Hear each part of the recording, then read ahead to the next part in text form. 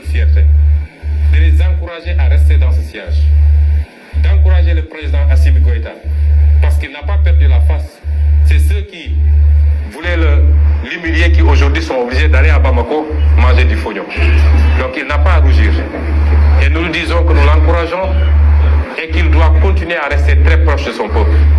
Parce qu'en politique, il n'y a que cette réalité. Il faut faire de la politique pour son peuple. Qu'il ne se détourne jamais de cet objectif. Qu'il ne se laisse jamais embrigader dans des discours politiciens où on va lui dire que c'est toi qui es là, tu es le tout-puissant, qu'il reste collé aux intérêts de son peuple.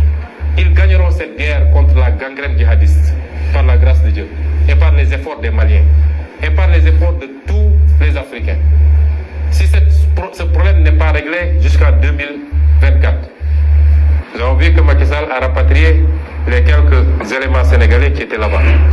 Puisqu'ils n'étaient pas là-bas en tant que Sénégalais, ils étaient là-bas parce que la France lui avait demandé d'amener des troupes.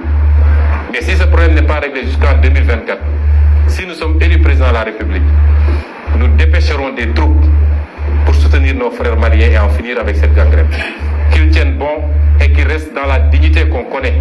La dignité qui a été professée dans la charte du Mandela, celle qui a été professée dans la déclaration de Thierno Souleymane Baal, document que nous avons tous oublié au profit de la Déclaration universelle des droits de l'homme de la France.